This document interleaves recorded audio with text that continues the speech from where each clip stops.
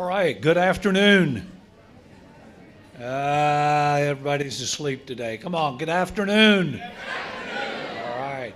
It's a little brisk outside, so you should be awake after that sweltering day yesterday. So it's my pleasure to welcome you to Fayetteville Technical Community College.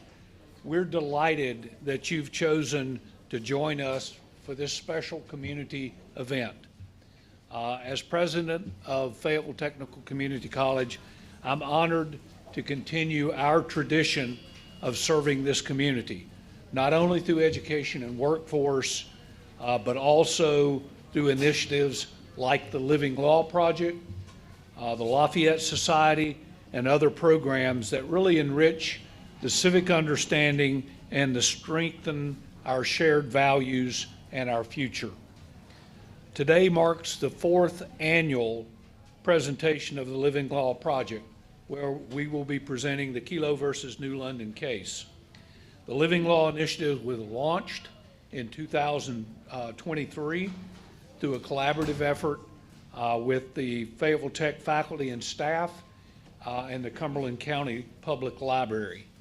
Each year, the team selects a landmark Supreme Court case and produces a short documentary film, develops an education lesson plans, and concludes with a public forum designed to deepen awareness, understanding, and appreciation of the legal decisions that shape our society. A cornerstone of this project is engaging our students, engaging them in real-world applications and circumstances that surround these cases, that undergird them, and help them see how law evolves and how it actually affects everyday life.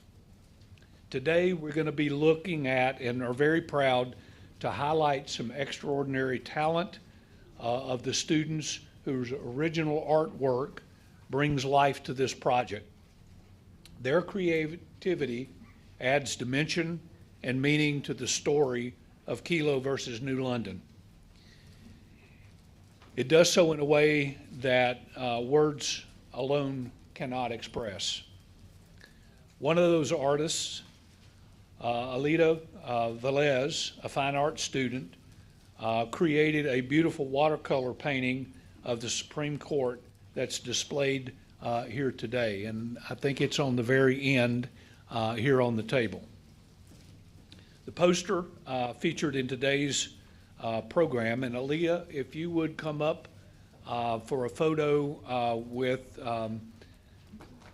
Jeffrey Zach and Miss Osborne.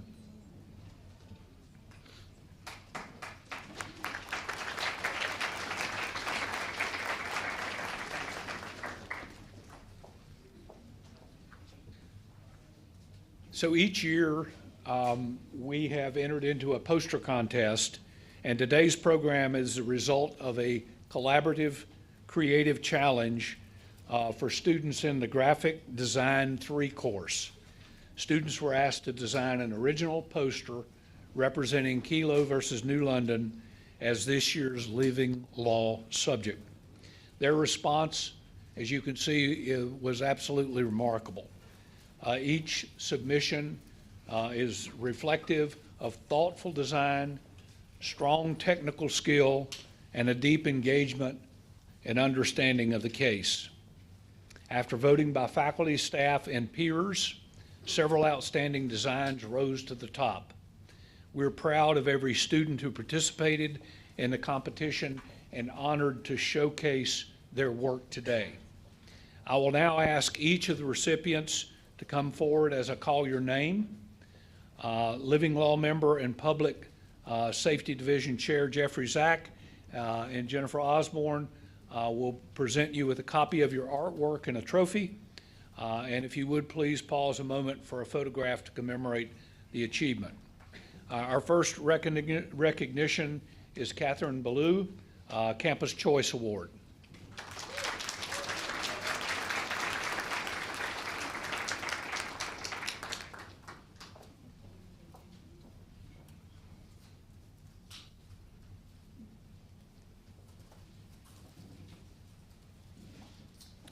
Our third place awardee is Jamison Johnson.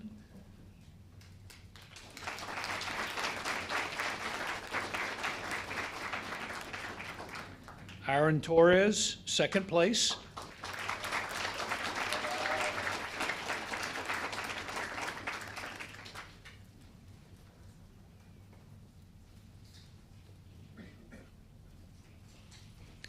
And our first place winner was a combination between Eva Davies and Chloe Corres.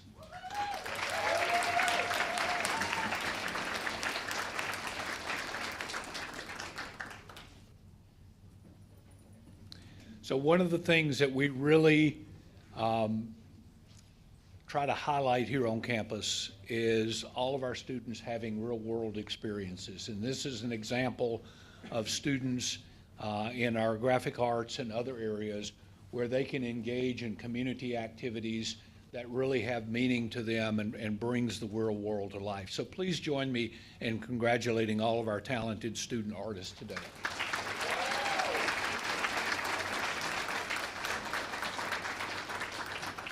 We also want to have a special recognition for our instructor, Ms. Sarah Smith, whose guidance, enthusiasm, and unwavering dedication have made a tremendous impact on this project and on her students. We're deeply grateful for all you bring to FTCC, Sarah, and we extend our sincere thanks to you for your effort and your dedication and hard work. Thank you.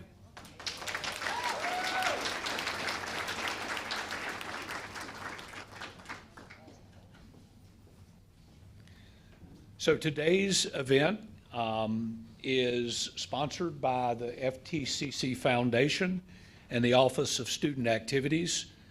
Thank you for your generous support.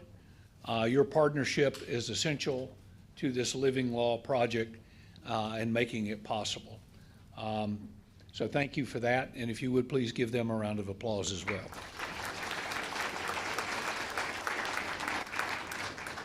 And now it's my distinct honor to introduce the moderator of today's forum. I think he's moderated every one of the forums for us, the Honorable James F. Ammons.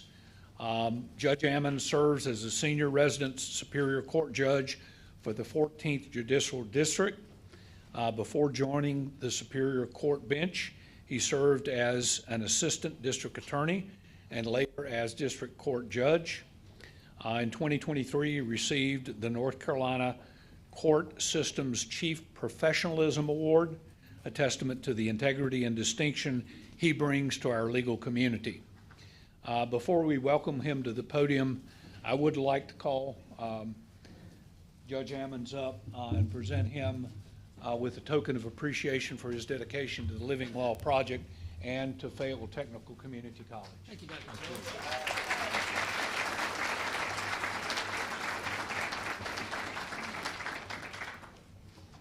Did you get it? Good? All right, Judge Ammons, it's all yours.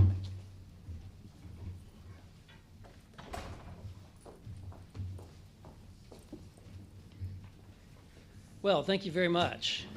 Good afternoon. It's an honor to be here today with this distinguished panel. How about the video? When am I going to see that? Have we seen the video? Not yet. Okay. Well, let me just say what a wonderful video presentation that we're going to see of how Suzette Kelo lost her little pink house. Eminent domain is the government's power to seize private property for public use without the owner's consent, provided just compensation is paid. Rooted in the Fifth Amendment, it requires a valid public purpose, such as building roads or public schools. New London, Connecticut used its eminent domain authority to seize the private property of Suzette Kelo and others to sell to private developers. The city said developing the land would create jobs and increase tax revenues. Kelo versus City of New London was a 2005 landmark Supreme Court case that ruled the government can seize private property for economic development under the Fifth Amendment's Public Use Clause even if the land is transferred to another private entity. This highly controversial 5-4 decision by the Supreme Court held that the economic benefits of a development plan qualified as a public purpose. The case sparked widespread backlash and led to many states passing laws to restrict eminent domain. Now, the planned development in New London never materialized. The land has remained undeveloped and vacant for 20 years. Some have said that Suzette Kelo's Little Pink House was destroyed for no purpose. Others have said the taking and the Supreme Court's decision have led to new laws that protect property owners. Still others have said that the taking and the decision have allowed municipalities to attract private investors to improve the economic circumstances in many blighted areas, and that benefits the public. In just a minute, our panelists are going to give you their impressions of the case. But before they begin, let me try to get each of you to think about how Suzette Kelo felt when she got the notice that the government was taking her Little Pink House. Let me ask each of you who will to close your eyes and think of each of these statements as I say them to you. Repeat them in your minds. Home, sweet home. My home is my castle. Home ownership is the heart and the soul of the American dream. Home is just not a place, it's a feeling. You know, there's something permanent and profound in owning your own home, and it makes you proud. And as we all know, there really is no place like home. Now open your eyes and think about the theme of these wonderful posters that made by our students. This land is our land, or is it? When home becomes a battlefield, compensation is not correction. Is it eminent domain or imminent threat? Now, let me introduce our panelists. If you'll come to the stage as I call your name. Attorney Neil Yarborough has practiced law in Cumberland County for nearly 50 years. He is the senior partner of Yarborough, Winters, and Neville Law. He is an expert in North Carolina eminent domain law. Neil has actively litigated the issue of North Carolina's public purpose and public use law and has been lead counsel in numerous appellate cases involving North Carolina condemnation law. Okay, so now we're going to play the video. Let me finish Neil's introduction. I've tried many cases with Neil. He's very good. And now, a word from our sponsors.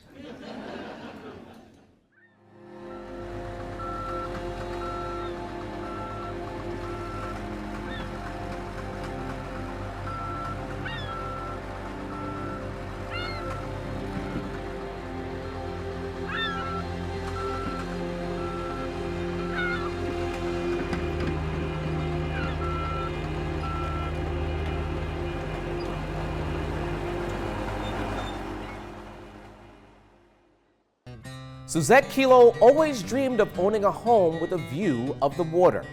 In 1997, her dream became a reality when she purchased and then lovingly restored her Little Pink House on the Thames River in the Fort Trimble community of New London, Connecticut. Suzette quickly became a respected member of the working class neighborhood and made friends, many of which lived in homes that their families had owned for generations. The cozy community reflected the beauty of community and the American dream of home ownership. Hey. Hey. How was your day? Oh, busy. I'm exhausted. Wow, It's been a rough long day. one. Yes, it was. So there's something going to be on TV that's going to benefit Fort Trumbull if you want to watch it. God, yes, I'd like to see what's going on. Okay. Definitely.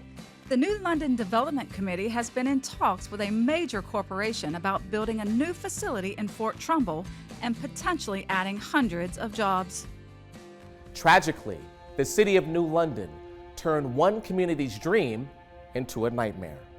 At a town hall meeting, the New London Development Corporation tried to convince local residents that the new development would provide jobs and tax revenue that would benefit the community. Local residents were unimpressed. NLDC representatives' comments enraged the crowd of people who simply wanted to keep their homes. This is my home. Nothing can replace the memories and the community that I have here. You're right. You're right. No. The Fifth Amendment to the United States Constitution states, "Nor shall private property be taken for public use without just compensation."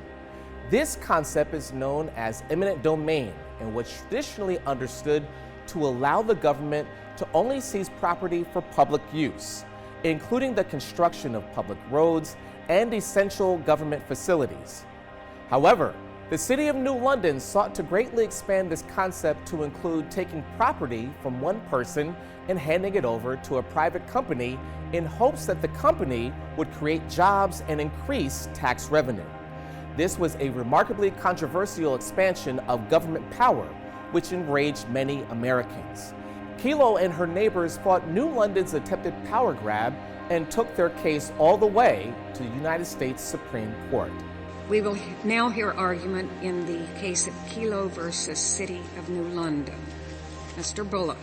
This case is about whether there are any limits on government's eminent domain power under the public use requirement of the Fifth Amendment. Every home, church, or corner store would produce more tax revenue and jobs if it were a Costco, a shopping mall, or a private office building. But if that's a justification for the use of eminent domain, then any city can take property anywhere within its borders for any private use that might make more money than what is there now. Mr. Bullock, you're leaving out that New London was in a depressed economic condition. Every city has problems. Every city would like to have more tax revenue. But the one thing that all poor neighborhoods share in common is that they don't produce much in the way of tax revenue. So you're going to put poor neighborhoods and working class neighborhoods like the ones that exist in Fort Trumbull in jeopardy. Mr. Horton. Justice O'Connor, and may it please the Court. The principal purpose of the takings clause is to provide for just compensation. So that's Horton, you're paying for it, but you're also taking property from somebody who doesn't want to sell it. Does that count for nothing? Yes, you're paying for it, but you're giving the money to somebody who doesn't want the money, who wants to live in the house that she's lived in her whole life. That counts for nothing. Your Honor, there are some plaintiffs who are not going to sell at any price. They want to stay there. You've got a severe assembly problem in this case, and it's not as though you can say, well, go somewhere else. In a highly controversial 5-4 decision, the Supreme Court decided in favor of New London and authorized the city to seize Suzette Kelo's Little Pink House.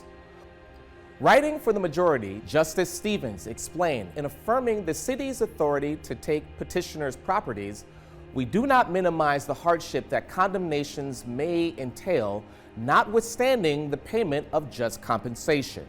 The necessity and wisdom of using eminent domain to promote economic development are certainty matters of legitimate public debate." Justice Clarence Thomas disagreed with the court's majority, writing, "The consequences of today's decisions are not difficult to predict and promise to be harmful. So-called urban renewal programs provide some compensation for the properties they take, but no compensation is possible for the subjective value of these lands to the individuals displaced and the indignity inflicted by uprooting them from their homes. Allowing the government to take property solely for public purposes is bad enough, but extending the concept of public purpose to encompass any economically beneficial goal guarantees that these losses will fall disproportionately on poor communities." Since Kelo versus New London, 47 states, including North Carolina, have strengthened their protections against eminent domain use, either through legislation or as state Supreme Court decisions. Kelo and her neighbors lost their homes, but funding for the development project fell through, and nothing was ever built on the land where Kelo's little pink house once stood. Suzette Kelo lost her home, but the question remains, do any of us really own anything?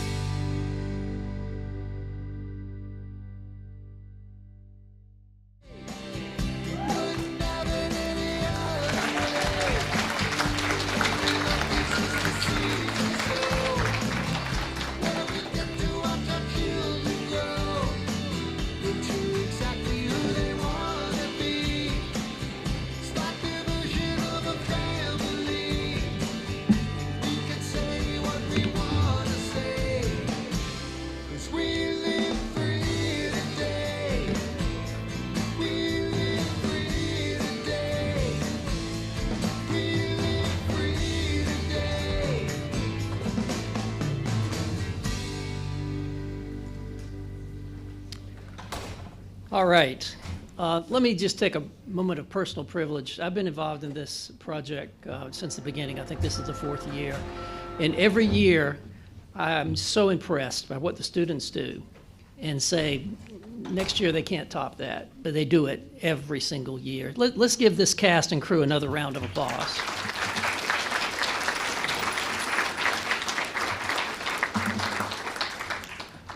Our next panelist is Council Member Sean McMillan, a Fayetteville native. He is an educator, community organizer, and retired U.S. Army officer. He is a 3-time combat veteran. Sean currently represents District 8 on the Fayetteville City Council, and he has been a leading advocate for transparent governance. Let's give Sean a hand.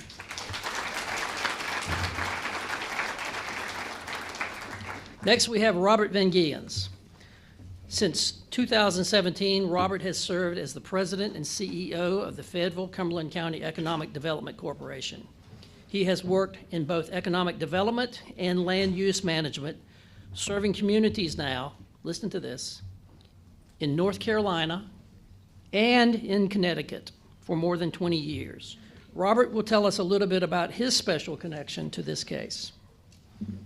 Neil, you're up. Thank you. Thank you, Jim. One of the few times I don't have to refer to him as Your Honor. It's a pleasure for me to be here, and I'm going to be talking about some of the fundamental aspects of the law that relates to what these gentlemen are going to be talking about experientially. My experience of this comes not only from representing condemnors in certain instances, and then I had a Damascus Road experience and decided I would represent the property owners in their quest. But today I just want to give you a general outline of the law that relates to this and how North Carolina treats the law and what's going on in North Carolina regarding the law. North Carolina has its own Kelo case. It's called Town of Apex versus Reuben. And it has been in our court system for 10 years, going up and down. And typically, and I've been involved in about 3 or 4 of these cases, one with the city of Fayetteville, one with the city of Laurinburg, one with the small town of East Arcadia in Bladen County. In that case, a developer wanted to run a sewer line across this family's property, to service his apartment complex. Well, the first thing you do when you're retained in these is to figure out, do they have the authority to do it? Most of the time, I'm just talking about how much money. But the first question is, does the condemnor have the power to do it? And it seemed to me that they didn't because of the public purpose rule. I argued that. And I was fortunate in having a very astute judge who was very learned in the law, Jim Ammons. And I say that because he ruled in my favor. and the condemnation did not go forward. Now, at that point, it just turned out to be a very money issue. This was vacant land. But needless to say that typically, farmland, a half acre of farmland in Bladen County does not go for $110,000. But in this case, it did. This is very much unlike what happened with Miss Kelo. This was her home. This is her home. And there's a lot of things that attorneys can do to help a client to deal with their situation of condemnation.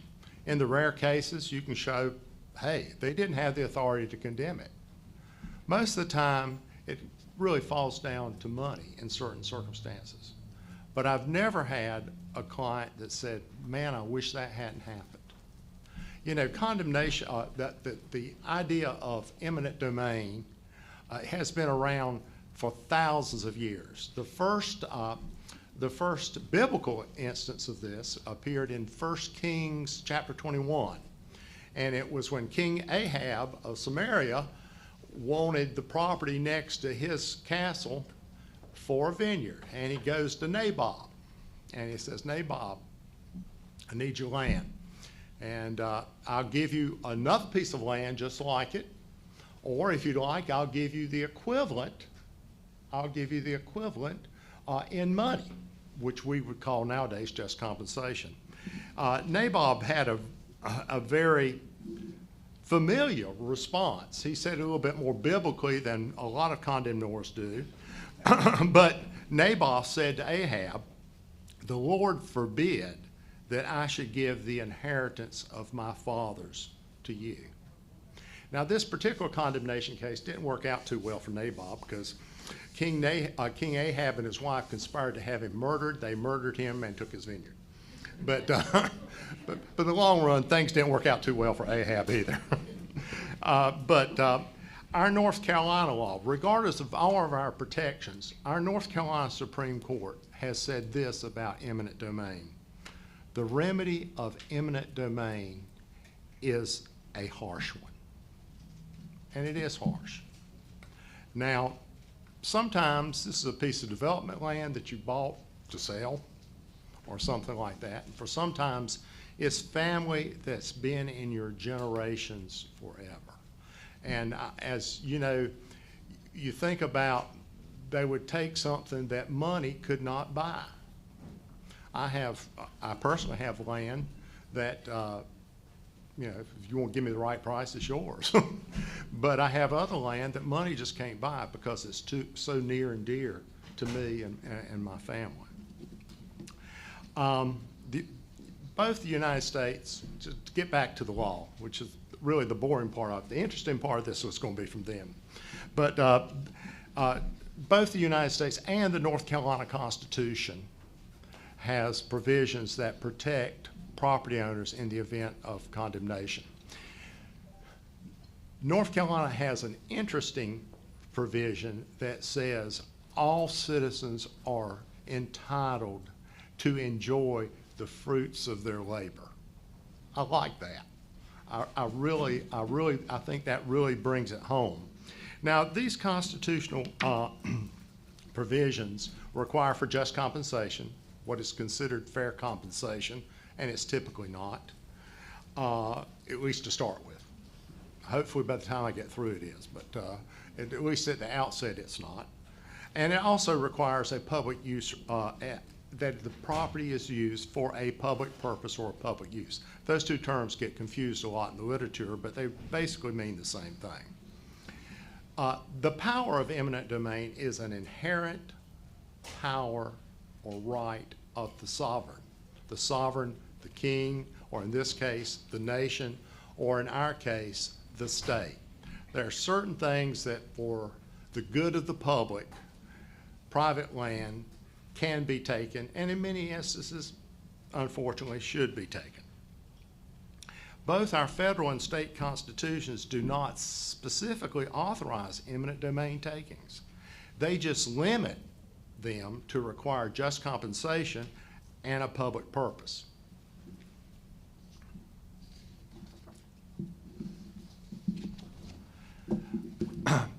In North Carolina, state statutes provide the authority for eminent domain proceedings. Again, constitutions don't provide the authority, they just provide protection for if they exercise that authority, the authority being inherent. So, in North Carolina, it's 136 for DOT takings. For cities and counties, it's Chapter 140A. And they're for very specific things. The DOT, highway purposes. Chapter 40A is for specific purposes, such as streets, water, sewer, parks, and government offices, and the like. And for example, the first thing a lot of these cases where it talks about the authority of them to do it, the first thing you do is you check statute, see if it's statutory authority, but then you have to look farther and look at the facts of the case to determine, is it really for a public purpose? That's what's been going on for the last 10 years in North Carolina in the town of Apex versus Reuben. In the town of Apex versus Reuben, developer comes to the city and says, hey, I can't buy this from this lady, Beverly, both of these, Suzette and Beverly, can't buy this from this lady. You condemn it and I'll pay you what it cost you. Well, that's pretty hinky right there at the start. So it's been going up and down. The Supreme Court says you can't do it. And now they're just figuring out what's going to happen. But it's still taken 10 years for that to occur. Again, sometimes it's very fact dependent. Don't just rely on the statute. Now the Kelo case was based on a Connecticut statute that authorized the city to condemn property for economic development purposes. North Carolina has no such statute. It does have an urban redevelopment statute that sounds very similar that operates very similarly to that effect. And it's called, it's to address blighted situations. Now the Kelo property itself was not blighted. Now there were some properties in the neighborhood, but there were many very nice houses. If you've ever seen a picture of the Kelo house, it was a very nice and neat, and also it was her house. It was a house that she had just come out of divorce. She'd worked hard to own, and she had tried to develop it for herself. It was her place. It was her start of beginning. And but Pfizer wanted this property to build a pharmaceutical plant. Ironically, for its new drug at that time, Viagra. As things turned out, and as Jim has already explained and the show's already explained, this project never came about. But for 15 or 20 years, Miss Kelo was tossed back and forth the court, and she never quit. She had the case won in the Federal Court of Appeals, but they weren't taking care of her neighbors in that case, and so she went up and she lost. But as Jim has said, this has unleashed a series of outcry across the state, across the nation in legislation, and North Carolina has responded appropriately. As I have alluded to, the Kelo type eminent domain cases typically arise under Article 22 urban redevelopment of Chapter 68. Let me digress for a second. I prepared this handout for you. A lot of the guts of what I'm talking about are reflected in these, and there's a bibliography, because y'all are students, most of you are students, I provide you a bibliography if you need to do some research. That's good. There's a good term paper working in there somewhere if you want it. But anyway, this was, as Judge Ammons stated, this was a 5-4 decision, but it is the tightest form of 5-4 decisions. Four justices voted for Ms. Kelo. 4 justices voted for the town of New London. And the 5th judge, Judge Kennedy, sided with the New London crowd.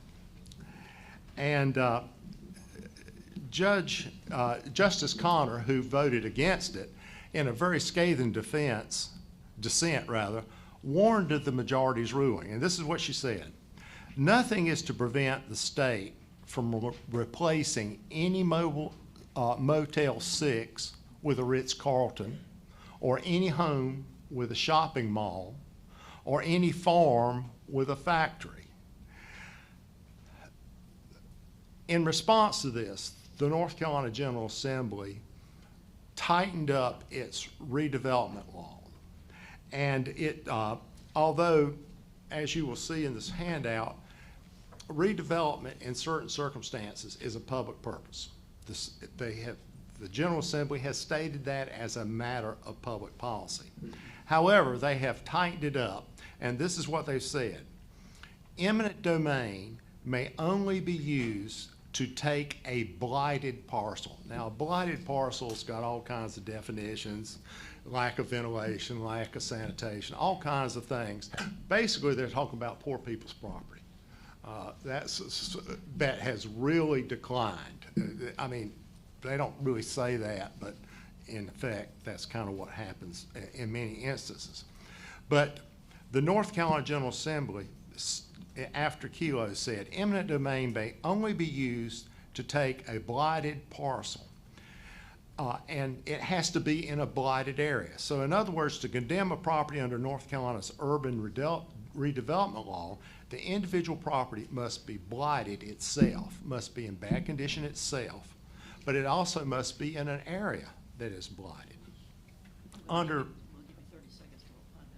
the North Carolina requirements, the Kelo case would never have been condemned. I would like to, I'm just going to very briefly go on and just tell you one thing else to look for. It's condemnations that occur under the police power. The police power of the state, and under the police power of the state, this is not eminent domain. This is the power to condemn under the police power.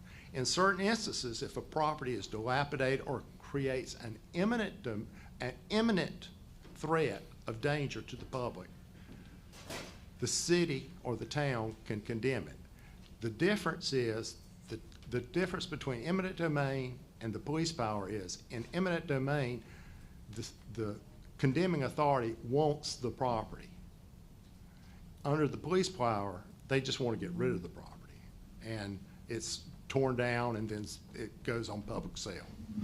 So I think that will give you at least a brief overview of the legal issues that are before you. Again, I'd really refer you to the handout. All right, let's give Neil a hand.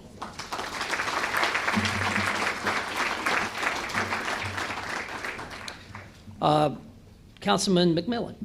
Yeah, thank you, Your Honor, and thank you everyone for coming. This has already been a great event. I'm learning a lot, and I'm also seeing a lot of familiar faces in the audience, people I've organized with.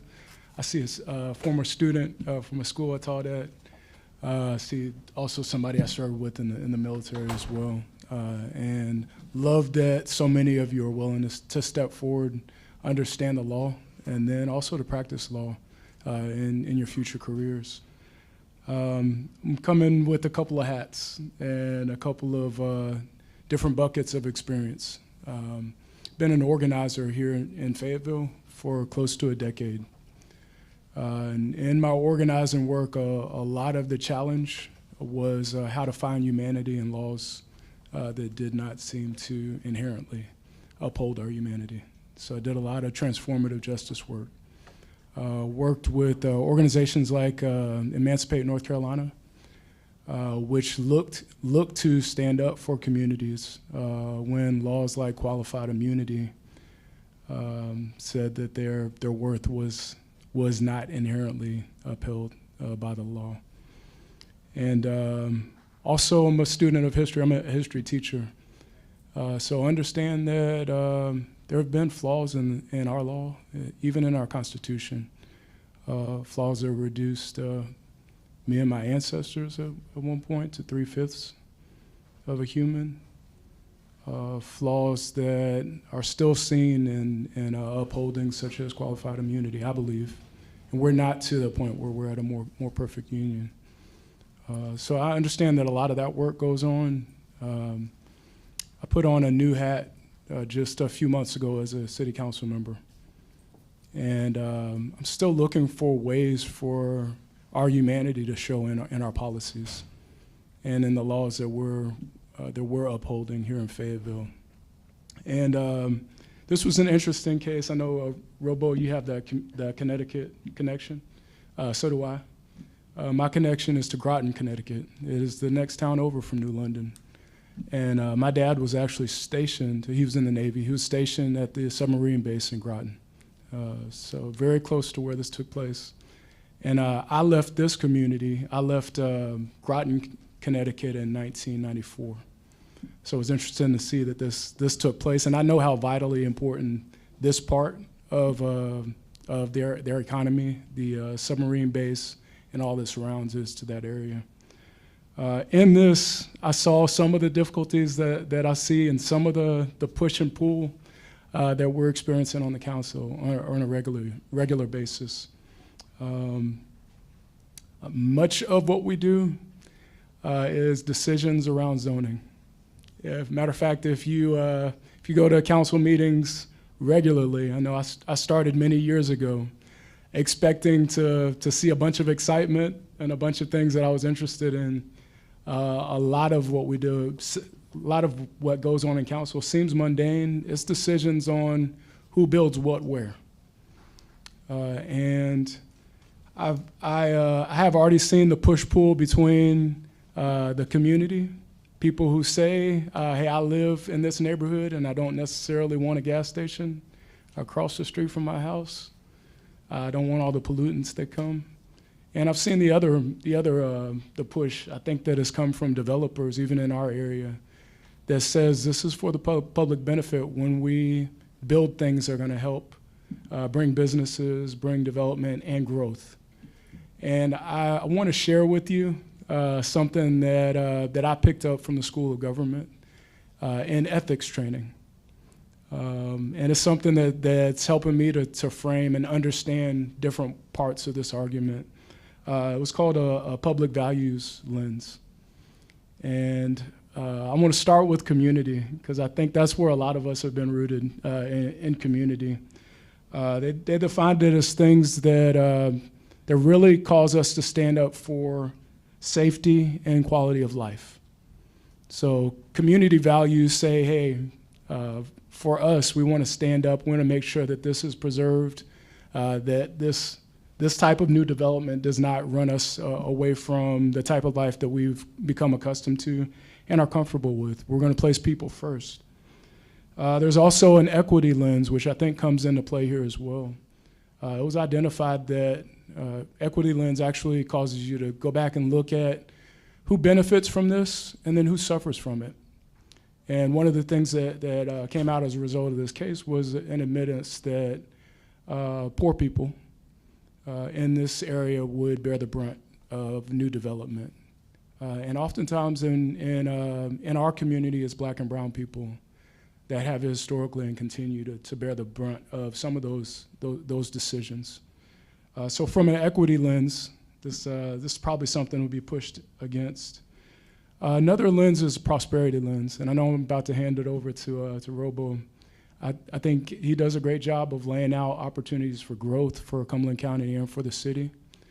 And we know that in order for many of us to eat, to thrive in this community, we have to have that prosperity lens as well and make room for that and space for it. And I think a prosperity lens might lend you to say, yes, let's go ahead and allow this development in this area, even at the expense of the people who live there currently. Last one, the fourth of these public lenses, values lenses is liberty. And I think that's why this was a 5-4 decision. I honestly do. I think this is where some of the folks who are maybe on the conservative spectrum were able to agree with folks that were on the other side, in the liberal side of the spectrum. Their freedom and choice does have to play into this. I think that there are many laws, some of which you will see in the very near future, many policies that we're increasingly being forced to look at through liberty lens. Our freedoms being impacted, our choices being impacted. I'm going to mention two. We don't have time to get into them. One is data centers. That is a new industry that's moving into Cumberland County and forcing us to make some decisions about what choices we want to make as a community and what standards we want to have before that industry comes. Another thing that came to mind is AI surveillance that's already here. And we're going to have to make some important decisions. I think many of us will unite looking from a liberty lens and understanding that those are a threat to our freedom as well, and those need to be regulated, and there needs to be transparency around those. I'm appreciative of the opportunity to come through here and share my thoughts. In terms of zoning, a lot of times the way this plays out is communities who sometimes want a way of life that includes that protects their single-family home in a neighborhood they've known for decades.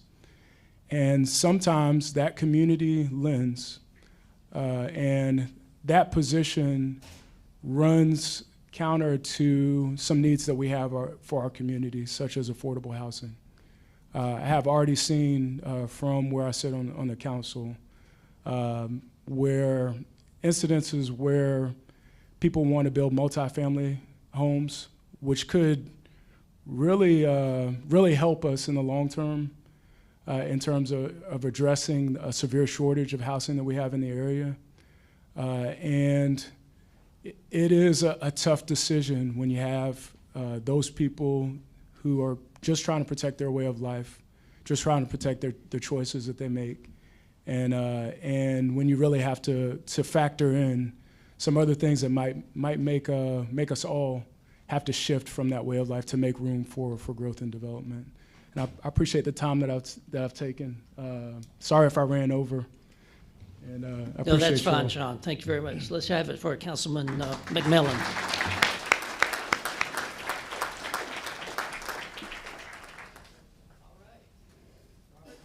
Well, thank you. Thank you for this opportunity. And as you hear, Robo, Robert, same guy, same person. It's a nickname I've picked up in the profession.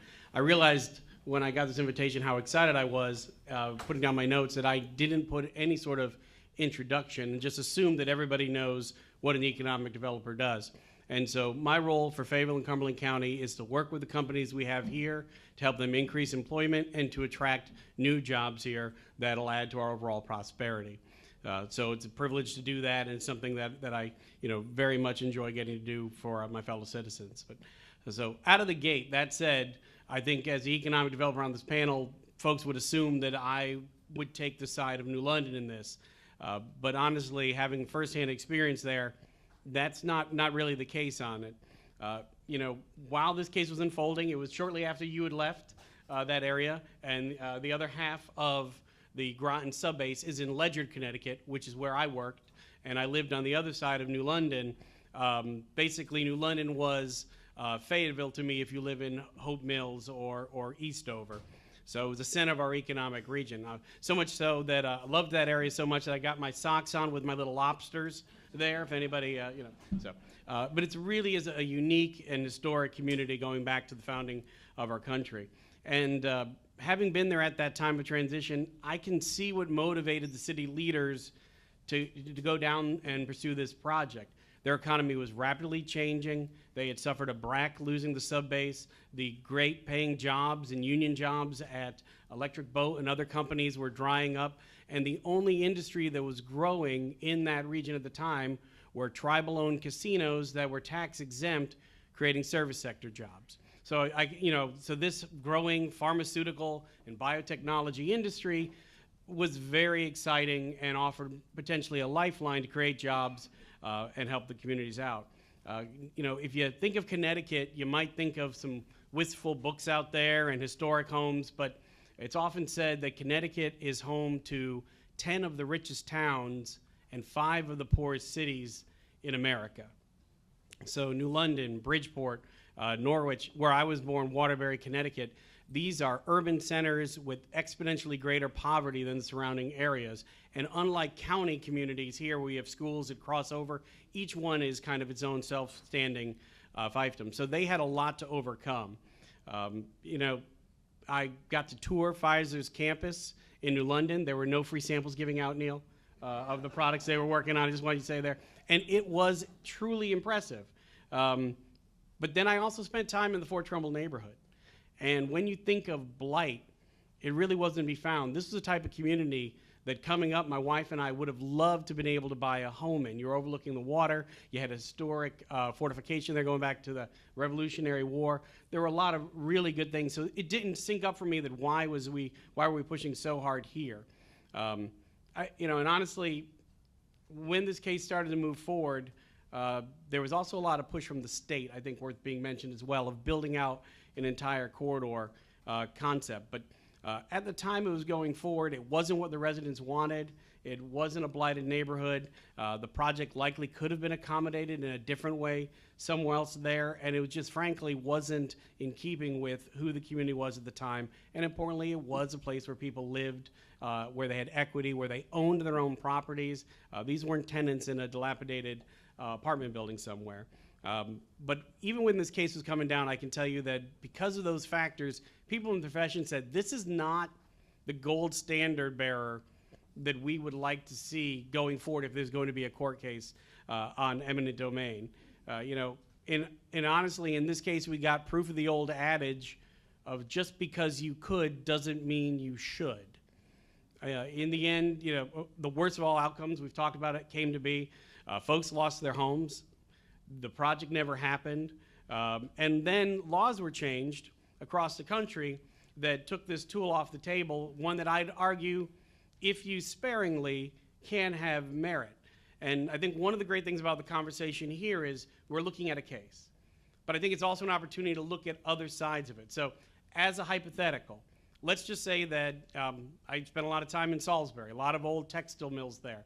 Let's just say that 4 family members own 96 acres of a shuttered textile facility in the heart of town, and now and because we want to save from anything controversial, a hoverboard manufacturer wants to come in and create hundreds of good-paying jobs that the community wants, that the citizens need, but 4 acres of it is owned by an out-of-state, 1,000-mile-away relative that won't sell at any price, many times greater than the market, still won't sell. With all those benefits, something the community wants, is that a case where maybe if it brings jobs and there's a commitment that eminent domain would be acceptable to get that last 4 acres so the property owners and the community can benefit? Maybe. Then I'd ask, do you then feel the same if that 4-acre tract has somebody's house on it that they're living in? You might feel different. So I think, just being intellectually honest, there's a lot of different ways to look at this, but I also want to be truthful in the sense of I just threw out a best case scenario where you got 4 acres of out-of-town land owned by someone who's not being reasonable and it's going to benefit the community. Historically, and Councilmember McMillan touched on this, that's not the norm. There are numerous examples where this authority has displaced and damaged the very community that it was promoted to help.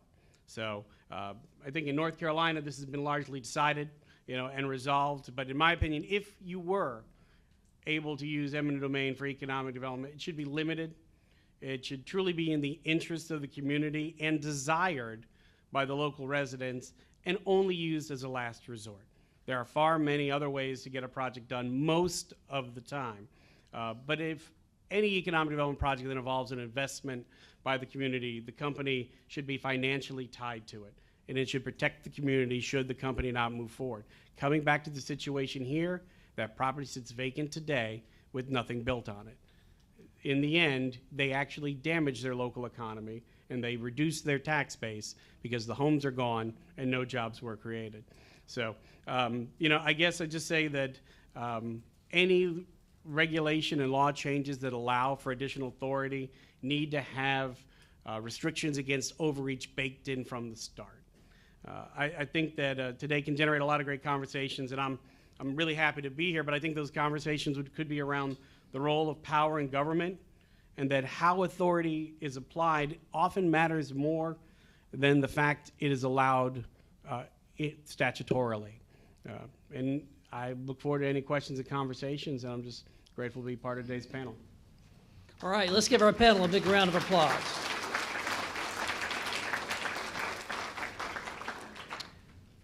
All right, are we going to do the video now, or are we going to go right into questions? I guess I'm in charge, so we'll go right into questions. If you have a question, please come up to the mic. Please identify the panelists you would like to answer the question, or if you want all three of them to comment on it, please try to ask one question at a time. If you have multiple questions and there's nobody behind you, then you can ask multiple questions. And we'll ask the panelists to try to keep their answers to 30 seconds or less, if possible. Yes, ma'am. What's your question? Step right up. I had a couple questions, but I'll just go to the first one. I know that Mr. McMillan, correctly, you talk about humanity in law, and I love that you say that because I think we could use a lot more humanity in law. Speaking of that, I come from Waverly, Ohio, where this happens a lot, where people's land is taken. A farm that was a working farm was taken out to put a highway, which I could understand. They almost made him a villain, too, because he was trying to fight the law when they came, to get his land, which I thought was so sad because he was a good man, and they made him a mockery of him, pretty much. So what I was going to say is, as far as the humanity goes, don't we have to do more to compensate them? Okay, fair compensation. But think about today's market. So I sell my house for $200,000. How am I going to buy a house at that same price? Plus, it's competitive. So I've got 15 people behind me that's going to keep raising that price to get that, or to live in a good neighborhood where maybe I came from. What about the emotional scarring that's going to happen from losing the home that my children were raised in? And I think there has to also be, when you said hoverboards coming in, like a hoverboard factory, what's the logistics of that? Like, how long is that going to be around? And is it worth bulldozing a family home for it to maybe last and then go bankrupt for a month? Because I hope that those things are considered. And, we look around even in Fayetteville where businesses are going out left and right. Why wouldn't we focus on those, the malls that are empty? And, on Bingham Road, there's like a whole strip that used to be a Food Lion and all this stuff. Why are we not focusing on bringing revenue and economic strength there instead of rebuilding brand new places? You see growth by Gates 4 and things like that. Why are we expanding in those areas when there's areas around it that are laying pretty much dead? Is it because it's harder to get land privately owned than, let's say, like a homeowner that just has a house? And it's compiled into one. I think I'm going to couch that kind of as just compensation and let each of the panelists expand on that. We're going to start with Sean. Yeah, thank you. I appreciate the examples that you put forward, and also the sentiment that there needs to be more humanity. In terms of compensation, this is a question we're going to have to ask over and over again. My son said something to me a couple of years ago that stuck with me about corporations, how they are an insatiable monster on a planet that has limited resources. And when we're talking about short-term gains that might come from a project, that might come from getting rid of blight and displacing people, and comparing that to the loss overall of community and where we end up years from now, those questions have to be asked, and they cannot be glossed over as we're making these important decisions about data centers and other incoming and developing industries. Yeah, but I appreciate this question. All right, Neil, what's your take on this? Well, it's probably twofold. This is what I always tell my clients when they come in. Since I've got some bad news, I've got some good news, I've got some good news, I've got some bad news, and I've got some other news. The good news, the good news is the state, the Constitution allows for just compensation. The bad news is the state dictates what that compensation is. For example, when it doesn't deal, sentimental value is excluded in a motion in limine going into trial. Can't mention sentimental value, can't mention all kinds of things.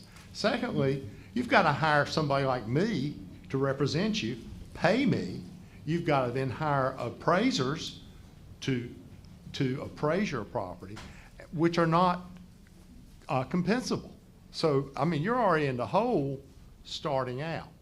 Now, the good news is, in most instances, you're going in front of 12 people, and these are rights of jury. Condemnation cases, jury trial mandate. You're going through 12 people. Half of them don't think they should take your property to start with. Of course, they got to be very clever about not disclosing that. But the other part, and the other half think you should get what you deserve. I mean, what you think it is. The law doesn't help you much. Humanity, the humanity of a jury trial does. I'm a member of 2 organizations that addresses that. Bar organization, Advocates for Justice, which we deal with all types of things, justice issues. Condemnation being a primary one. In fact, I was the immediate past chairman of our eminent domain section on that. The other one is the American Board of Trial Advocacy that supports the continuation and the fostering of jury trials.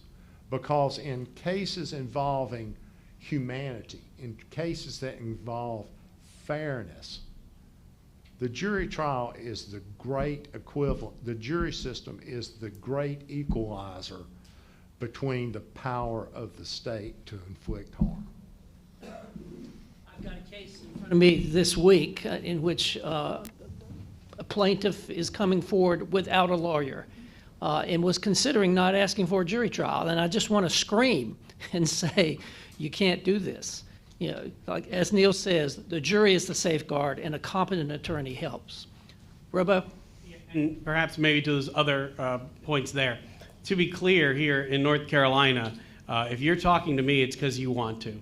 We wouldn't really want a house anyway, but if you're not willing to sell, whether it's your building, that's also true, for a site, but if you're not willing to sell, and if the community won't rezone it to industrial, so that's a little different here than some other places. The other side of that, too, is some of our vacant buildings or our property literally come down to that. Property owners may not want to lease it. They may have somebody else paying on it. So we often try to get in. We do start on our side because it's faster to fill vacant buildings. The other side, though, it is often more cost-effective from a developer's mindset to build new than to refurb. But we're actually talking about that right now at City Council and working on developing incentives to offset that, because just from a utilization of resources standpoint, it is better if we can leverage what we've already invested in than stretching out further. But ultimately, it comes down to an extent of what the private sector person would take. But again, to come back around, there's a lot of folks we've talked to that we would love to work with, and if they're not interested, we just have to say, call me when you are. All right, let's go to Thank you this guys so side.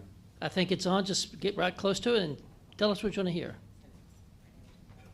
Come on. Okay, well, can you hear me? Yes. Okay. Okay, I'm not really sure who, I guess all 3. So how you had said that, that the case, I guess, was going on back and forth my question is, well, it's kind of two parts.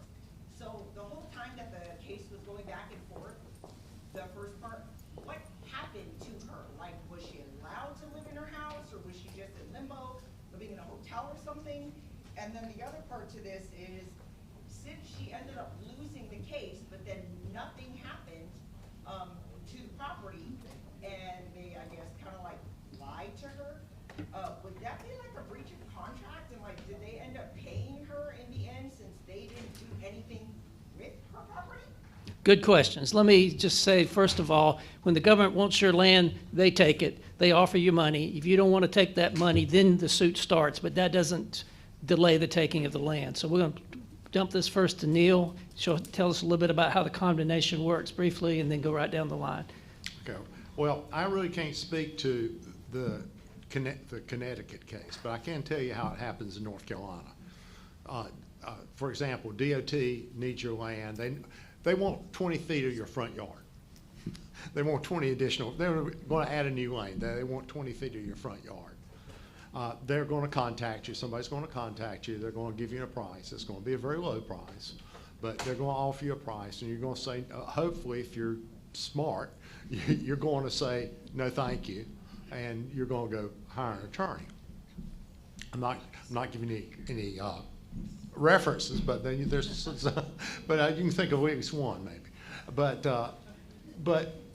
if at that time, DOT, if the time they decide they're tired of talking to you, they're going to file an action in which they're going to condemn your property. On that moment, they'll file a document in the courthouse that says this property is no longer yours. It is ours. And at the same time, they will deposit, let's assume they said, we'll give you $10,000 for your 20 feet strip in front of your house. They're going to deposit the $10,000, which is yours. At that point, if you challenge it, the procedure goes on to determine additional just compensation. So you'll get the $10,000 off the top, but then when you withdraw the money, you will say, we're reserving our right to seek additional compensation, but we will acknowledge the credit of the initial $10,000 against the total balance. So if you end up getting $50,000, you've already got 10, they pay you an additional 40. And by the way, if they can start building any time, but I can just tell you this, if you look at Rayford Road, there are cases I tried 8 years ago, they hadn't even started building the road yet. Now they're going to build the road sooner or later. Exactly, but they're going to take the road sooner or later. They're going to take it when they want it. It's not yet. So most of the time, just one other thing. Most of the time, when they condemn your property, Highland Animal Hospital, I was able to keep Highland Animal Hospital in their building after they condemned it until they could build the new one on McPherson Church Road. So it can happen, but you just got to work at it. Okay. And that property today still hasn't been built on by the. They just started demoing it. Really? They just started demoing it about a month ago, and that condemnation happened 8 or 9 years ago. Sean? I don't have anything to add in terms of the facts of the case. What I would say is there's tons of examples of this machine that rolls over people and communities and neighborhoods. Just talking to a room full of paralegals, of lawyers, of elected officials, that's what we're moving to in the future. When you learn where those levers are, when you learn where the brakes are, I just hope that we all take that into account. I thought about the Choice Neighborhoods program, which I'm very much in favor of, that's going on here in the Murchison Road corridor. But the reality of it for the people who live in those neighborhoods is that for 8 years, many of them will be displaced. Of course, the program invites them to come back into a revitalized corridor. But those types of decisions for the group, for a neighborhood, for people are made all the time, and the machine usually keeps rolling. Robert? Yeah, I would just add that if I recall correctly, the house, ironically, had been moved 100 years earlier up to the location it was in, and then was ultimately, as part of a settlement, I believe, relocated back into town. The land sits vacant. I believe Ms. Kelo, I think she's still with us there. But the as far as the city's desires was for the project to happen. So they acquired it. It never did. And then the company eventually, as their time there and incentives ran out, I think they shifted a lot of that production to Ireland at the time, but they ended up closing down their Pfizer campus there. So that went dark. It's been repopulated by some, government contracting business alike, but that's kind of the background. That's where I'm not exactly sure where Suzette is today, but I do know the house was relocated. And it's not a breach of contract or anything? There was no contract. Once the case is over, once the compensation has been paid, there's very, very little even an inventive lawyer can do to bring something back, I would say. All right, let's go to this side over here. Thank you. Yes. I can't remember which gentleman spoke about blighted property and blighted community. I'm wondering the objective standard to determine that. I'm thinking a specific example when the government wants to put a halfway house or transitional housing for parolees in a particular neighborhood in the public interest of safety and monitoring them as they transition back into the community. But I'm also thinking that you don't often see those, like in the Gates 4 area. You see them in other communities that some would consider blighted, and I'm wondering what the recourse is for homeowners that may not have the funds to hire someone such as yourself, and what's the objective standard, and what is the avenue of recourse? Like, does legal aid help these individuals if they want to fight this? And so that's a three-part question. Thank you. Well, I often tell people who say they can't afford an attorney in a matter, if you got appendicitis, you're not going to take your pocket knife out and take it out yourself. You're going to hire an expert, and that's really what you need to do. That's the way people protect themselves. And one of the incidents that you talked about, that homeowners group, only a few came forward to try to fight that and put forth some money. And then later on, other ones wished that they had. So that's really the best way. Anybody want to jump in on that one? Robert? I would just say, as a recovering code enforcement officer, originally dealing with people that were not the best landlords, blight gets into the structures of the houses, fire, safety, and those concerns. So there is a definition, but like so many things we talked about before, how authority is applied or how things are interpreted in a case can be used sometimes to boost up a grant application to the federal government. Sometimes you can really push that forward. Other times it can be used in a way that can be a crux to leverage other types of projects that are not beneficial to the community against it. So, but it comes down to the conditions of property, the safety of the neighborhood, and those types of things on the blight question itself. Very often it is the people who can least, who bear the brunt of this, as Sean said, are economically disadvantaged. And, sometimes you don't really think that's a coincidence, do you, Sean? There's a technical definition to it. It comes right out of the statute, but you really just don't want to hear it because this goes on and on and on. But there's a technical definition. But really what you're talking about, we all know where these redevelopment projects occur. They don't occur in certain neighborhoods and they do in others. And that's not right. That's not right. Thank you. All right, back on this side. Question for the panel. Besides voting, what do you think we can do to support our collective interest on this issue? I can take that one first. Besides voting, there are a number of things that happen between elections. Matter of fact, almost everything happens between elections. I think we're encouraged to mobilize, to get the forces together when there's a crisis, when we're angry about something, or even voting is even mobilizing. It's exercising your political power during early voting and on election day, usually to get elected representatives in that you hope will represent you in the ways that align with your values. What I would encourage is to take a year-round approach to understanding what's going on, especially locally. I think social media points us towards getting upset about what's going on in the federal government, which I'm still involved in fighting on national fronts. what a lot of the injustice that's ongoing. But a lot of our power is left on the table locally. I think somewhere around 14% of registered voters voted in this last primary that just happened a few weeks ago. Only 14% of registered voters in Cumberland County. Everybody else left their power on the table. And then another level of that is going to meetings, city council meetings. We have at least 3 a month that are very sparsely attended.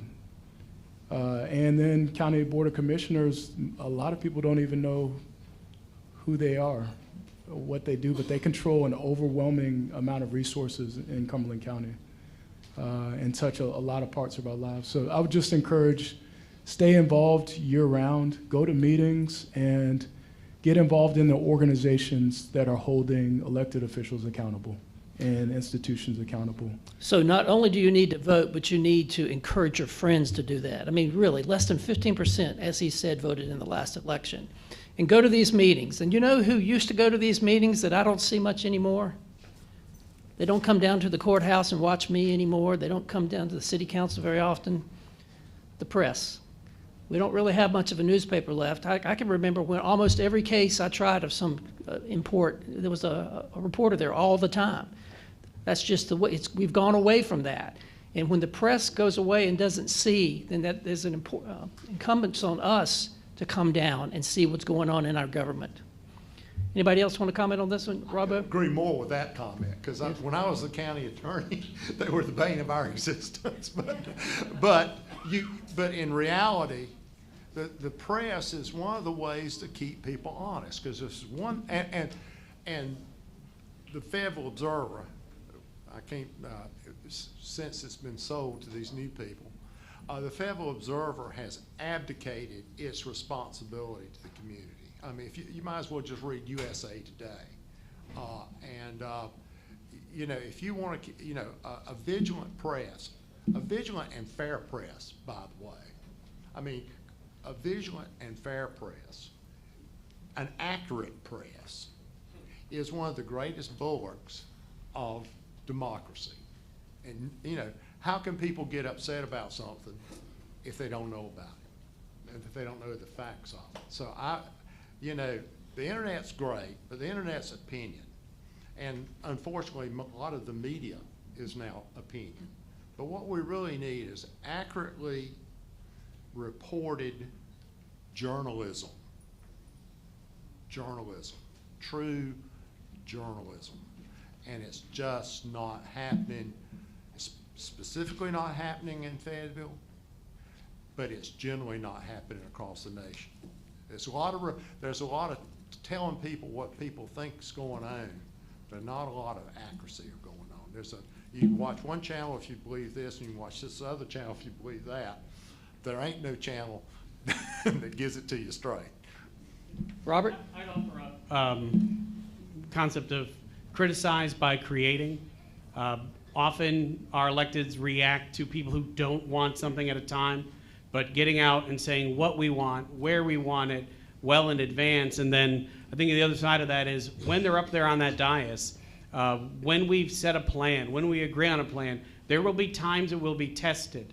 And people are very quick to criticize, very slow to compliment, to also stay with them and say, hey, this is what we all agreed on. This is what gives property owners or landowners confidence in where we're going, to know how they should anticipate their investments. Where the challenges come is when things change back and forth and instability happens. So supporting your electeds on a plan that we develop together over the long term, because sometimes it's going to mean saying no to certain things and they're going to be criticized for it. So sticking with them through that for the long haul. All right, back on this side. Yeah, back on this side. Good afternoon, gentlemen. I have a question from one of our high school students. They asked, why isn't there a clear definition on public use? And then, for context, in the case that they brought up about the lack of meaning for it, creating an opening for them. Neil, you want to take that one? That's we could talk an hour about that, but let's try to. But to begin with, to begin with, we live in a dynamic society. I mean, the Constitution of 17 whatever is not the constitutional needs when it was created is not the constitutional needs of now. We are a dynamic and changing society. Society has to change with it. Now, let's talk about economic development. Public use 100 years ago meant we're going to build a fort here, we're going to build a road, we're going to build a post office here. That was public use, public benefit. Now it's economic development. There are certain circumstances where it is necessary to condemn land for an economic use. We can't stand still. By the way, the United States is a lot more crowded than it used to be. When we think about land, when we think about land use, for example, there's a reason. I mean, we have just a lot of people living in the United States. This is not an immigration issue. There's just a lot of people living in the United States. We are no longer the wide open spaces. And so a lot of things change as society changes. And the one thing I think is an attribute of the law is the fact that it is dynamic and that it grows through people, such as judges, such as the Supreme. Think about what the United States would be like today if we were stuck in the constitutional requirements of 1854.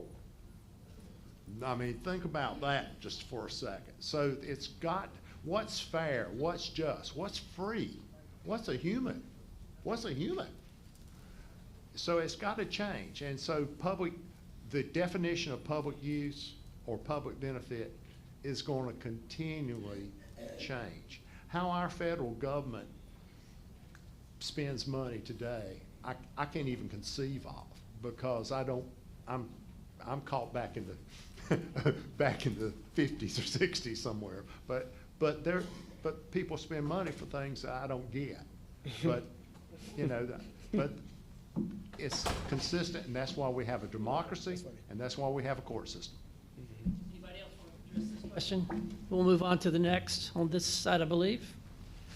Hi, so this is for any of you guys who want to share your opinion on it, but you kind of touched on the public use part, but in Kelo, in that case, they decided that, or ruled that economic development qualifies as public use, and it kind of made me think about Elon Musk in Memphis when he did the development of the supercomputer and how there were unpermitted polluting gas turbines that he used in that, and how that kind of affected the community health-wise. I know that he lowered the amount of the gas turbines he uses, but where does the line become drawn when it comes to the environment?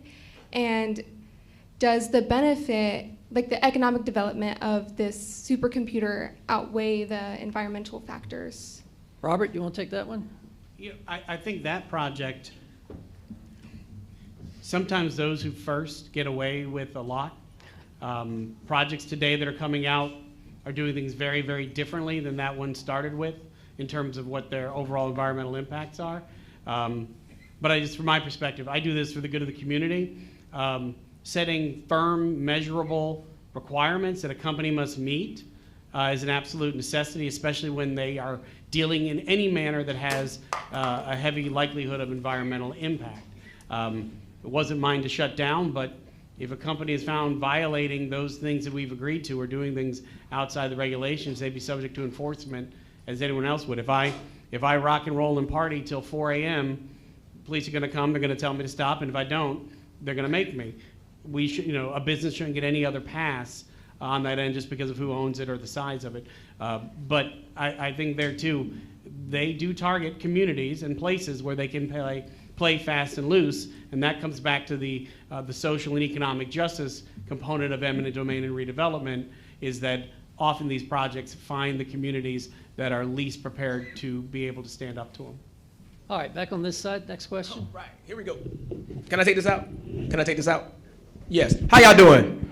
All right, my name is Cleveland Taylor Jr. You can look me up on Google if you want. I'm kind of important. But check me out. This is for all of y'all. All right, so for the gentleman on the end, Mr. Yarborough, you said, you implied, or you said that the press were not being true. There's an issue with the press today. But I'll say that the press has been purposely attacked to be shown to not be true, because at one time the press was the only way that people out there in the boonies could get the information of what the politicians were doing when they were doing the thing they were supposed to do, you know, all the backdoor dealings. So the press were holding them accountable, and so now the press has been purposefully attacked, and so the press has lost viewership, and so that's what the press problem is. You also alluded to about the Bible, and you said about King and how he wanted the vineyard next door and he tried to make a deal with. Well, I read the Bible. I read a lot of it. And the law was created by us, not the law to rule over us, right? So we the people. And it reminds me about the Sabbath, how Jesus Christ was working on the Sabbath. And the priest at that time tried to, you out here working, it goes counter everything you says, and you're just violating everything that you preach about. But Jesus Christ said to those people, the Sabbath was made for man. Man was not made for the Sabbath. So the law is not supposed to rule over us. So I wanted to hit on that one. Oh, I'm not finished. Hold on. Yes, you are. Those are two good questions, and I think you answered both of them for yourself. All right, we're going to go back over here. Yes. I'm taking into account the concept of squatters' rights, and any of you can answer this. If development is planned where the homeless have been staying for a long time, do they have a case, or how does that work? Sean, you want to take that one? I'm going to dive into that one from a different perspective, maybe than where you're coming from. I'm going to, from experience as an organizer here in Fayetteville, we're way on the other side of that issue. We live in a county, in a city, where it is illegal to camp, to be outdoors overnight. This even extends to anybody who takes the choice, going back to Cleveland's point, the liberty of sleeping in their car. You're even susceptible to prosecution here in the county and the city. So we as a city and a county put those laws, those policies into place even before the Supreme Court weighed in and upheld those types of restrictions. So we're way further, in my opinion, than we need to be in terms of uplifting the rights of people who are experiencing houselessness, unfortunately. And I would defer to my legal expert, to my right, for what the law says about squatters' rights. But I know right now we're on the side of persecution, unfortunately, publicly with our policy. All right, we're going to move on to the next question. We'll try to get everybody's question answered by at least one panelist. How about you, ma'am? Good afternoon. So my question a little bit is, louder. Sorry. My question is, from the beginning, the idea was very corrupt. The governor, he wanted sorry, I don't know the word, but he wanted power and he wanted votes, and not to truly help New London. And this is something that happens in the government a lot. They want personal gain rather than to help the community. And I just want to know, how does this make you feel and how is this right? If I could just say, do you know what happened to that governor after Yes, I know he went to prison? Then he came out and he took my old job when I moved to North Carolina while he was also doing a daytime radio show hosting. Then he went back to prison again. So hopefully eventually, not to lessen your question there, hopefully eventually karma comes and gets those that are acting so ill. But you know, that was a very true factor in driving in a strong governor's state what communities do. Ultimately, any economic development project that wanted incentives in Connecticut had to go through the governor's office. And if they was favorable, you got the support, and if it wasn't, then you didn't. So that's where I think having accountability across the board for your electeds and having a balance of power between your branches really does matter. Wow, that's personal knowledge. That really helps. All right, how about on this side? So when my fiance and I moved here in August last year, we were specifically looking for a neighborhood that didn't have an HOA. And it got me thinking about that. So do HOAs provide any sort of protections against eminent domain? Neil? No. And you talking about dictatorships. There's very few things that have the sense of control over your happiness in a neighborhood than a HOA. But no, there is absolutely, that has nothing to do with it. I represent HOAs and property owners in condemnation when they're doing both. They're taking they're taking the gates, or they're taking the shrubbery, and then they're taking the house behind it. And there's, HOAs are a corporate entity, a nonprofit corporation, and their land, if they have a property ownership or interest in the property, DOT takes it. End of story. They're entitled to just compensation, but they take it. All right, back over here. Oh, sorry. Good afternoon. My question's a bit more like of a hypothetical, like more opinionated, so this is for all three of you. If Suzette Kelo's case were to have happened here in North Carolina, what do you think the outcome would have been? No, it clearly would not have occurred in North Carolina under our law. But first off, number one, there is no state statute that requires, that allows condemnation for economic development. And number two, regardless of how bad it may be in North Carolina is a much more conservative property owner state than Connecticut ever thought about being. No, I'd have to agree with that. And here, with county tax bases, large municipalities, annexation, there is still more room to grow. And you also see much more investment proactively by counties and cities in the state in preparing sites for future development that are zoned and shovel ready.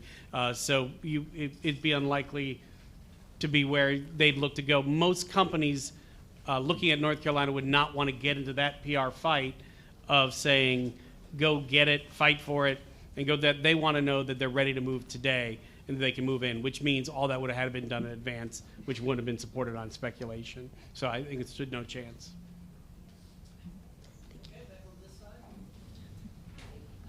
My question would be, with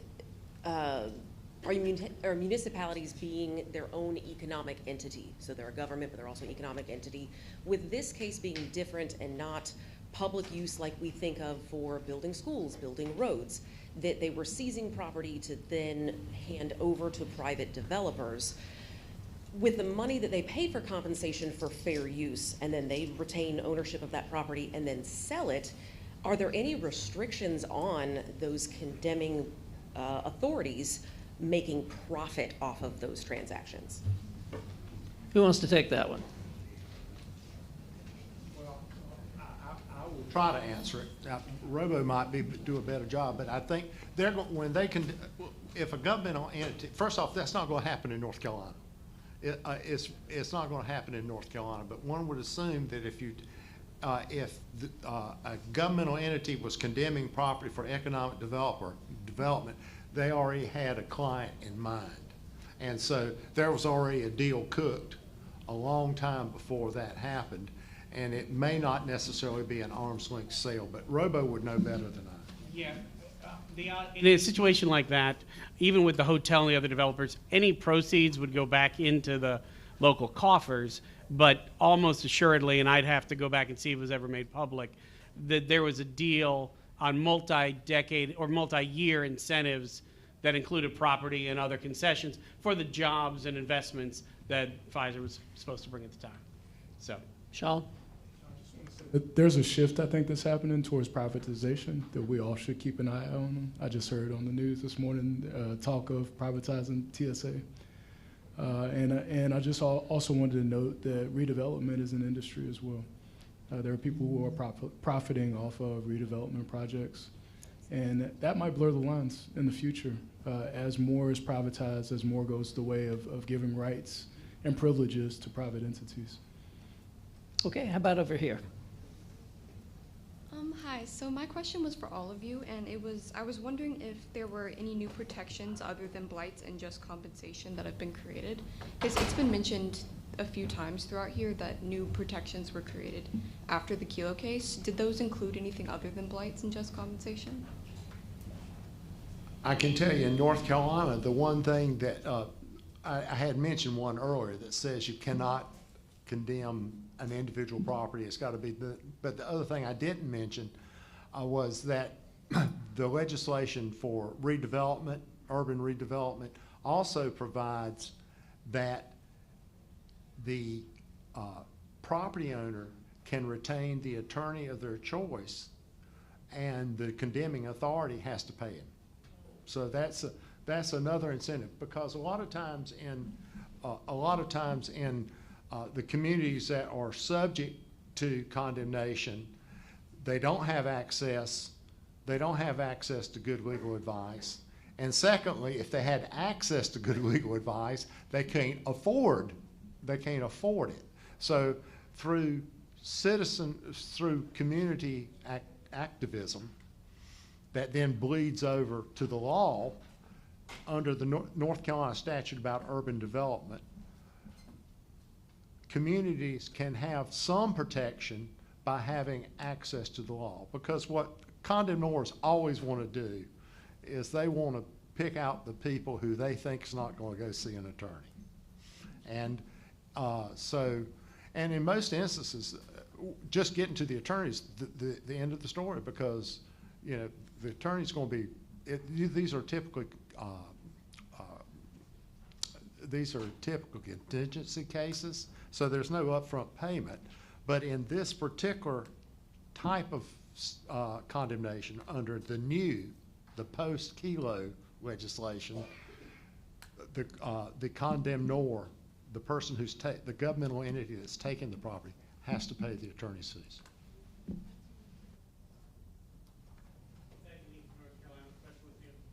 Is that unique to North Carolina? Was there a follow-up question? I'm a North Carolina attorney. Thank you. I don't practice law outside the state. There are some fact statutes here that allow the judge to award attorney's fees. And that is a great equalizer. It really is. Being able to know that if you win your case, you're going to be able to be compensated for at least part of your attorney's fees. Sean, what do you want to say? Okay. Can I follow up on that? In the case, the case in East Arcadia, that I had dismissed because it was not a public purpose, I was still awarded attorney's fees by the court. I still awarded attorney's fees by the court because there was a specific section that says if you're in a condemnation case and it's dismissed either voluntarily because you decide not to take the case, or if it's deemed you don't have the authority to take it, you get attorney's fees. But the difference between that and what I just told you earlier is in this type of, in the redevelopment cases, you get to get the attorney up front before the action's even started. Thank you. I think in that case that Neil tried with me, one of the problems was that the municipality had not done it correctly. And one of their arguments was, well, so we didn't do it correctly, we could just start all over again. And Neil, if I'm thinking about the same case, Neil, and ultimately I ruled against them, but y'all came to terms anyway, I think. Yeah. At the end we came to terms because it was a vacant piece of farmland. Yeah. All right, we got a video to see, so I'm not sure we got any more questions right now. Do y'all want to show the video? We got another question? Yes, another one from one of our high school students. Yeah, sure, absolutely. If the property hasn't been used in a certain time frame, especially in the last 20 years, can the owner get their land back? And if they can't, why not? Well, I'm not sure who has title to that land anymore, and if they ever wanted to sell it, then the person would be able to, or the entity would be able to sell it to whoever they wanted. But the landowner prior landowner would not have any superior right to it, I don't think. About right? It'd be a sale. I think Neil said the same. If they ever sold it, if they didn't use it and sold it, then they could buy it back like anyone else, but there wouldn't be any assumed right before then. The interesting things about DOT is when they take property, they have one form of appraising the property that tends to depress the value. And then when they try to sell it back to you, they use a different form of appraisal that somehow or another increases the value. I find that very unusual. Yeah, DOT. Yeah, DOT. I tried a lot of those cases, and sometimes you'll hear the lawyers for the Attorney General's office arguing something, and then all of a sudden they argue the exact same opposite in another case. It's, but I guess all lawyers do that. All right, what about our video? Or do we have another question? I had my own question, Okay. if you're able. We got time. Okay. I was wondering, when the Supreme Court was deliberating on the case, if I'm not mistaken, the money for the development fell through after the fact. If the funding was unsecured and it was just they wanted the property and they're fighting over it and what they're going to pay out to the people,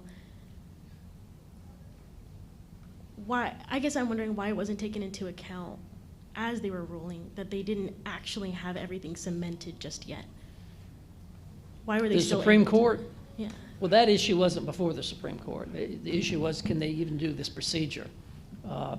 And some of the justices, I think, may have commented on, we're going to allow this anytime a piece of property has a greater value, if we take it and give it to somebody else. But I'm not sure they addressed the issue of the financial standing of the company. And Robert, you may know better when the funding fell apart. I think, I'm not sure, and someone probably has this right in front of them, of how many years from the first effort to package the project up to when it was finally resolved. But during that time, eventually the deal fizzled away. I am fairly certain that I think it was NLDC, New London Development Corporation, had the funds and acquired the properties, and I think they may still even hold them today.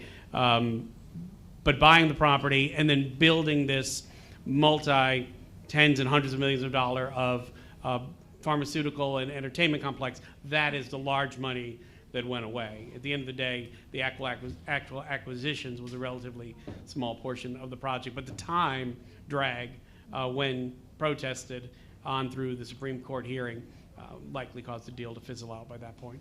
Gotcha. All right, are we going to hear from our last panelist now? Everybody ready? All right, our next panelist is going to come to us through videotape, Scott Bullock, who was counsel for Suzette Kelo. Well, I have been an attorney at the Institute for Justice since the beginning of my career. It's the reason why I went to law school, was to practice this type of law. And we do constitutional cases, and we're a nonprofit group, so that means we're not paid by our clients, Ms. Kelo or any other people that we represent. And the idea behind public interest law is to not only litigate cases in courts of law, but to make a broader case for why these issues are important. So with cases like this, and with all of our cases, we target the areas that we want to focus on.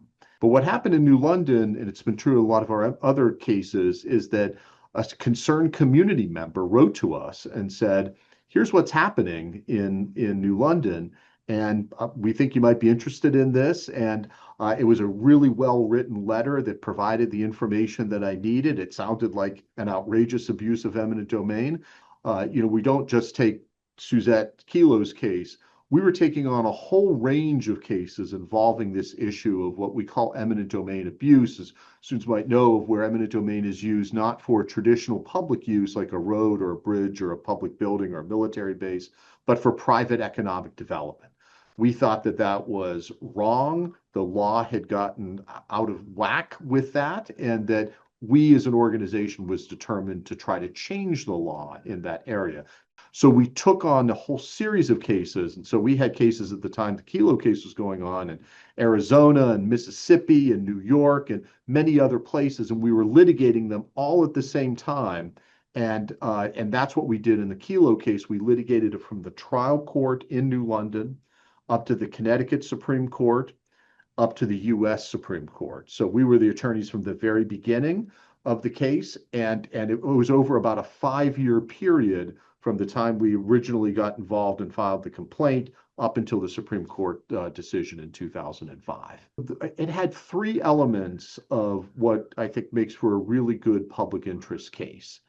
One, it had a cutting-edge legal issue that we wanted to litigate and really make the law on. And that is something that we had, as I said, been litigating for a number of years, and that the courts were becoming more and more interested in this. The other 2 elements, in addition to the cutting-edge legal issue, is we had extremely sympathetic plaintiffs in the form of Miss Kelo, who were just fighting this for the right reasons. And we had outrageous abuses of power on the other side, too. People that were determined to take these homes no matter the costs. And so that, I think, was under the perfect storm of getting this issue to the court.